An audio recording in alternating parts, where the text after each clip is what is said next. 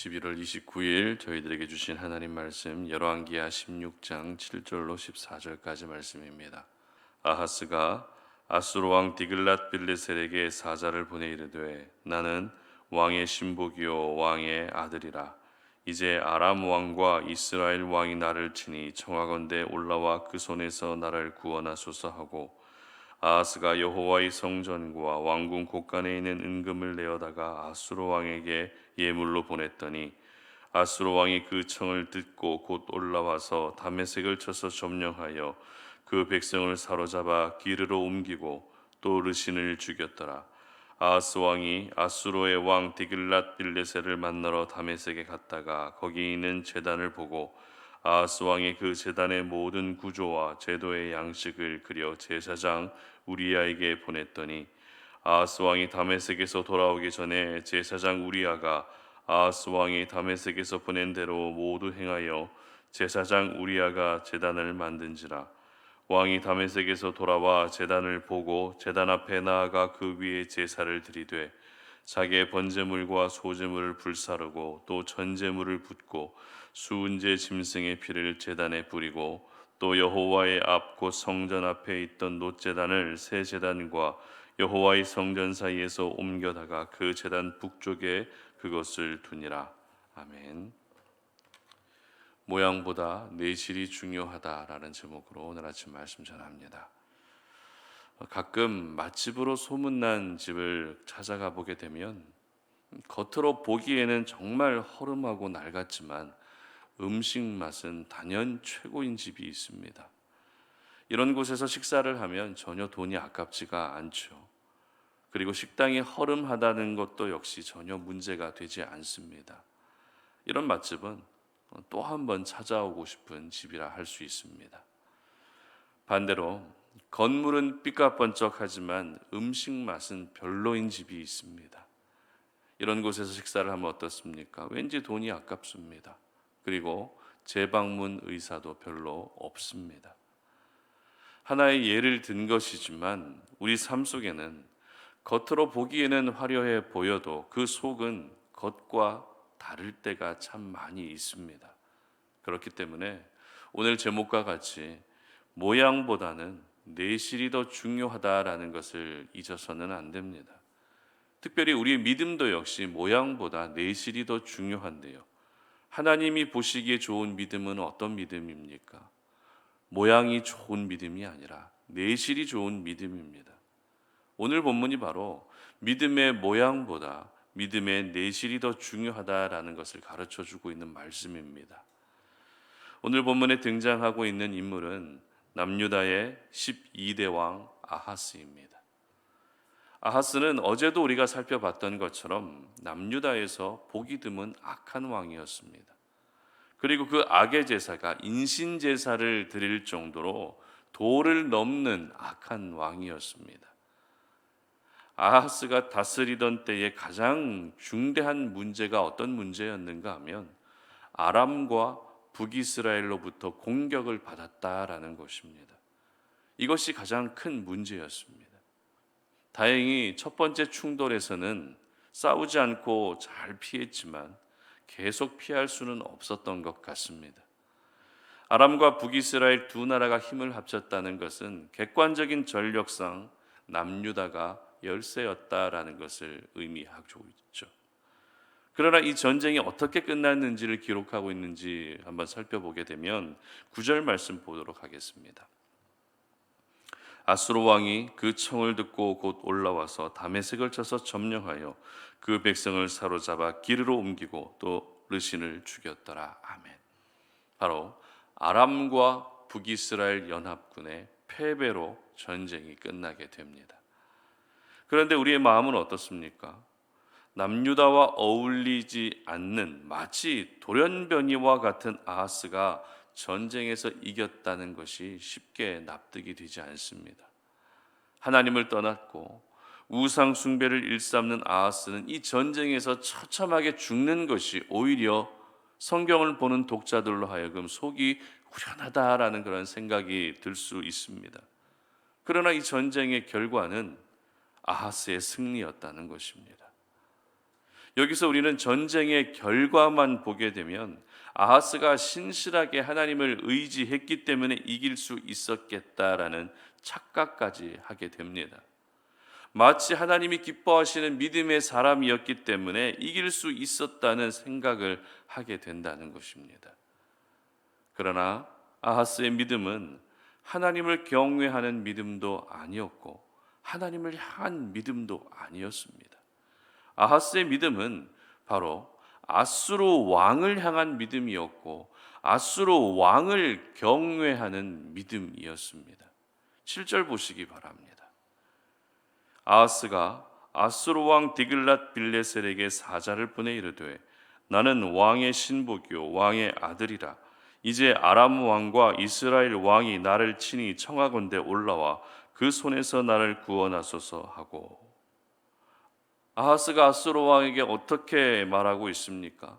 나는 당신의 신복입니다. 나는 당신의 아들입니다. 그러니 나를 구원해 주소서라고 하는 아수르 왕을 향한 무한 믿음을 나타내 보였다는 것입니다. 이처럼 아하스의 믿음은 모양은 갖추고 있었지만 전혀 내실 없는 믿음, 헛된 것을 의지하는 믿음, 세상을 의지하는 믿음, 어리석은 것을 의지하는 믿음밖에 되지 않았던 것입니다. 그런데 아하스의 내실 없는 믿음은 여기에서 끝나지 않습니다. 아하스는 자신을 구해준 아수르 왕에게 찾아가는데요. 아수르 왕을 만나러 갑니다. 그곳에서 아수르 왕이 제사를 드리는 화려한 제단을 보고 매력에 빠집니다. 그리고 어떻게 합니까? 10절 보시기 바랍니다. 아하스 왕이 아수르 왕 디글랏 빌레셀을 만나러 다메섹에 갔다가 거기 있는 제단을 보고 아하스 왕이 그 제단의 모든 구조와 제도의 양식을 그려 제사장 우리야에게 보냈더니, 바로 제사장 우리야에게 아수르 제단을 새로 만들라는, 아수르 제단과 똑같은 제단을 만들라는 명령을 내리게 됩니다. 이미 남유다에는 솔로몬 성전이 있었습니다. 제단이 있었습니다. 하지만 아하스는 그 제단에 만족하지 못하고 아수르의 제단과 같은 모양으로 새로 만들어 버렸던 것입니다. 그리고 그 제단에서 제사까지 드리게 됩니다. 여기서도 역시 아하스가 제사를 드렸다라는 이 부분만을 주목하게 되면, 그래도 아하스는 하나님을 예배하는 일에 온 정성을 다한 사람이었구나라고 하는 그런 착각을 할 수 있습니다. 그러나 아하스는 예배의 형식, 예배의 모양은 잘 지켰을지 몰라도 아하스가 예배를 드리는 제단은 이미 우상에게 제사를 드리는 아수르의 제단과 다르지 않았던 것입니다. 다시 말해 아하스의 제사는 모양은 갖추고 있었지만 하나님께 제사를 드린 것이 아니라 아수르의 우상에게 제사를 드린 것이었습니다. 이와 같은 제사는 결국 내실 없는 제사밖에 되지 않았던 것입니다. 이미 저희들은 솔로몬이 성전을 건축할 때 하나님이 주신 양식대로 성전이 지어졌다라는 것을 잘 알고 있습니다. 그런데 아하스가 하나님의 방식, 하나님의 디자인, 하나님의 설계를 한순간에 모두 바꾸어 버렸던 것입니다. 이와 같은 아하스의 모습은 하나님을 만홀히 여기는 모습밖에 되지 않았던 것이죠. 하나님을 우습게 여기고 하나님을 가볍게 여기는 모습밖에 되지 않았던 것입니다. 아하스는 이미 아수르 왕에게 도움을 청할 때도 성전 보물을 바칠 정도로 하나님을 멸시한 사람입니다. 거룩하게 구별된 성전 보물을 자기 목숨을 위해 아수르 왕에게 갖다 바칠 정도로 아하스는 성전의 소중함도 몰랐고 하나님의 위대하심도 전혀 인정하지 않았던 사람입니다. 이처럼 오늘 본문에 기록된 아하스의 모습은 설교 제목과 같이 모양은 있으나 내실은 없는 사람이었던 것입니다. 믿음의 모양도 있었고 예배의 모양도 있었지만 믿음의 내실은 없었고 예배의 내실도 없는 껍데기만 화려한 사람이었던 것입니다. 저희들은 오늘 아하스의 모습을 통해서 하나님은 절대 모양만 가지고 판단하지 않으신다라는 사실을 잊어서는 안 됩니다. 한편으로는 모양도 중요할 수 있지만 우리의 인생을 결정하는 것은 모양이 아니라 바로 내실입니다. 여러분, 허울이라는 말을 들어보셨을 겁니다. 허울은 실속이 없는 겉모양을 일컫는 말입니다. 즉 내실은 없고 모양만 갖춘 아하스와 같은 사람이 바로 허울로 가득 찬 사람이라는 것입니다. 그러므로 우리 송탄오련의 모든 가족들은 절대 허울만 가득 찬 사람이 되지 않으셨으면 좋겠습니다. 오늘도 저희들이 사모해야 할 삶은 허울로 가득 찬 삶이 아니라 내실이 가득 채워진 내실 있는 사람이라는 사실을 기억할 수 있었으면 좋겠습니다. 그렇다면 우리가 갖추어야 할 내실은 무엇일까요? 어떤 내실을 갖추어야 하는 것일까요? 오늘 저희들은 아하스의 모습을 보면서 우리가 갖춰야 할 내실이 무엇인지 깨달을 수 있습니다. 바로 하나님만을 우리의 신앙의 대상으로 삼아야 한다는 것입니다.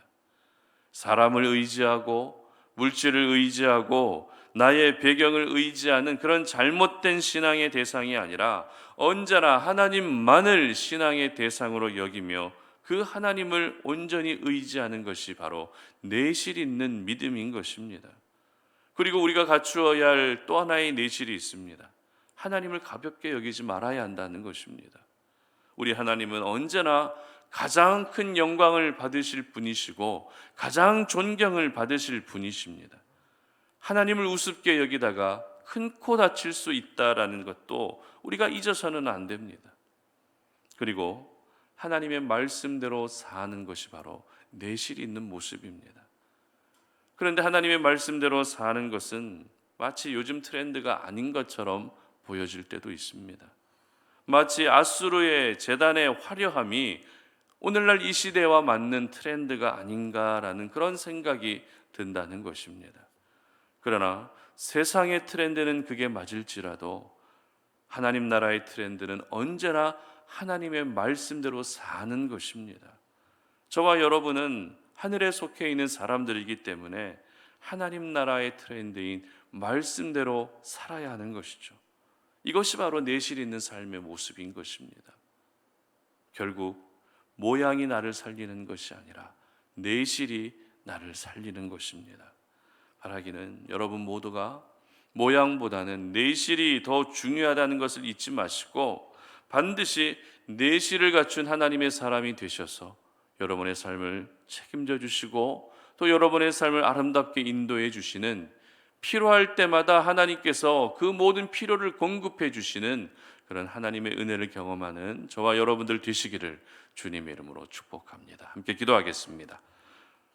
살아계신 하나님 감사합니다. 오늘도 이 추운 날씨 속에서도 주의 성전으로 올라와 우리의 마음을 주님 앞에 터놓고 또 하나님의 말씀을 의지하여 기도의 자리로 나아갈 수 있게 하여 주시니 감사합니다.